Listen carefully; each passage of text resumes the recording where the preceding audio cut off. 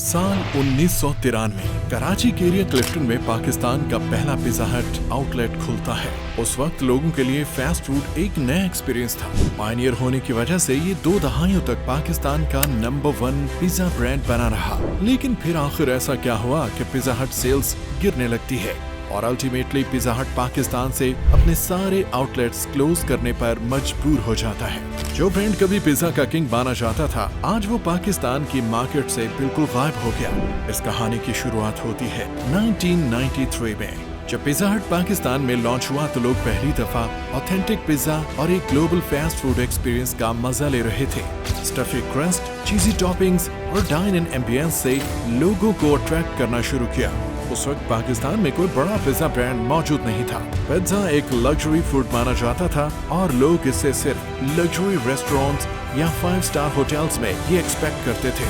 Pizza हट की कामयाबी का एक राज ये भी था कि पिज्जा हट ने एक ब्लू ओशन स्ट्रेटेजी को फॉलो किया, मतलब कंपटीशन से पहले न्यू मार्केट स्पेस क्रिएट करके उसे कैप्चर कर लिया।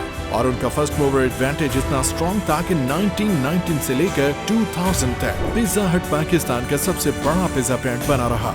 लेकिन हर सक्सेस स्टोरी के पीछे एक ट्विस्ट होता है। जब पिज्जा हट ग्रो कर रहा था तभी पाकिस्तान की लोकल मार्केट पे इवॉल्व हो रही थी और फिर आते हैं नए चैलेंजेस, नए प्लेयर्स और नए प्रॉब्लम्स। दरअसल 2000 के शुरू में पाकिस्तान में लोकल पिज्जा ब्रांड्स और international fast food chains rapidly grow करने लगती हैं, जिनमें Domino's, Papa John's, New York pizza, Broadway pizza और 14th स्ट्रीट पिज्जा और इसी तरह के कुछ लोकल ब्रांड्स ने मार्केट में एंट्री ले ली थी। और ये सारे ब्रांड्स पिज्जा हट की मोनोपोली स्टेटस को चैलेंज करने लगे थे। लेकिन यहाँ सिर्फ कंपटीशन ही पिज्जा हट के डाउनफॉल की असल वजह नहीं बनती। दरअसल पिज्जा हट ने खुद को वक्त के साथ इवॉल्व नहीं किया। वो इस तरह से कि जब मार्केट में नए कॉम्पिटिटर्स आए तो उन्होंने कस्टमर्स नीड्स और लोकल टेस्ट रेफरेंस को समझा। 14th स्ट्रीट पिज्जा ने न्यूयॉर्क स्टाइल का जम्बो पिज्जा इंट्रोड्यूस किया, जो बेटर टेस्ट विद क्वांटिटी और अफोर्डेबिलिटी के साथ मार्केट में आए। ब्रॉडवे पिज्जा ने स्टफ क्रस्ट को डिस्काउंट्स दिए, जो कस्टमर्स को अट्रैक्ट करने लगे। बाकी लोकल ब्रांड्स ने सस्ती डील्स और प्रमोशन स्टार्ट कर दिए, like by one and get one free. लेकिन पिज्जा हट का प्राइस हाई रहा और उनका मेन्यू इतना इवॉल्व नहीं हुआ।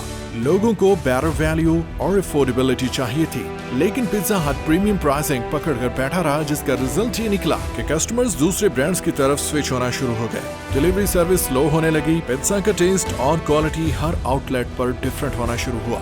स्टाफ ट्रेनिंग और कस्टमर सर्विस वीक होती जा रही थी और दूसरी तरफ मुकाबले में नए brands faster delivery, better service और कंसिस्टेंसी पर फोकस कर रहे थे। यहाँ तक कि फूड डिलीवरी एप्स जैसे फूड पैना और क्रीम ने पाकिस्तान की फूड इंडस्ट्री को बदल दिया। तो नए ब्रांड्स ने अग्रेसिवली डिजिटल मार्केटिंग को स्टार्ट किया, जिनमें ब्रॉडवे पिज्जा, डोमिनोज और लोकल चेन्स ने फेसबुक, इंस्टाग्राम और इन्फ्लुएंसर का इस्तेमाल करके लोगों को अट्रैक्ट किया। डिस्काउंट डील्स और by one get one free offers ने ऑनलाइन ऑर्डर्स को बूस्ट किया, जिनमें सोशल मीडिया कैंपेन्स और इंटरैक्टिव मार्केटिंग ने नई जनरेशन को टारगेट किया।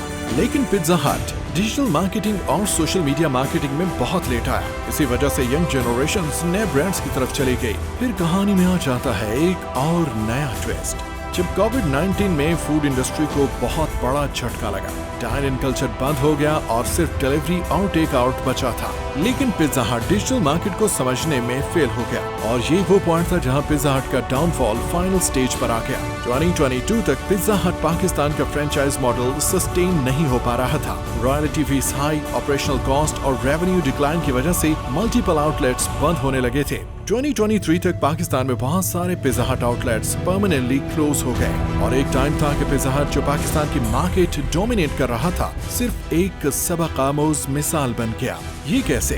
कंपटीशन, मिसमैनेजमेंट और चेंजिंग मार्केट ट्रेंड्स किसी भी ब्रांड को आसमान से नीचे गिरा सकते हैं। जो ब्रांड कस्टमर डिमांड के साथ इवॉल्व नहीं होता, वो मार्केट से आउट हो जाता है।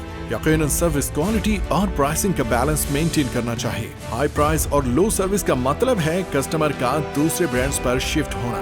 डिजिटल मार्केटिंग और ऑनलाइन प्रेजेंस बहुत जरूरी है। जो ब्रांड सोशल मीडिया और ऑनलाइन प्लेटफॉर्म्स को नहीं समझते, वो नेक्स्ट जनरेशन कस्टमर्स को खो देते हैं। अभी कुछ महीने पहले पिज्जा हट ने दोबारा पाकिस्तान के अंदर आउटलेट्स ओपन करना शुरू कर दिए हैं।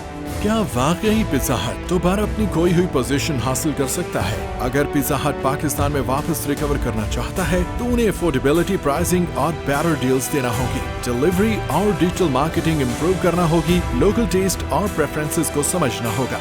लेकिन अब मार्केट बहुत चेंज हो चुकी है और शायद पिज़्ज़ा हट के लिए वापस मार्केट कैप्चर करना बहुत मुश्किल होगा। पिज़्ज़ा हट की कहानी से ये सबक मिलता है कि किसी भी फील्ड में नंबर 1 बनना और नंबर 1 बने रहना दो अलग अलग चीजें हैं। और चाहे आप कितने भी बड़े बन जाएं, मार्केट सिनेरियो के हिसाब से आपको स्ट्रेटजीज चेंज करते रहना चाहिए। आपका क्या ख्याल है, क्या पिज़्ज़ा हट पाकिस्तान में वापस ग्रो कर सकेगा या इसका चैप्टर खत्म हो चुका है? व्यूअर्स अपनी राय कमेंट में जरूर दीजिएगा और अगर आप जानना चाहते हैं कि शान मसाला ने अपना एम्पायर कैसे खड़ा किया तो यहाँ क्लिक कीजिए। मिलते हैं एक और इसी तरह की जबरदस्त मालूमाती वीडियो में, तब तक गुड बाय और शुक्रिया।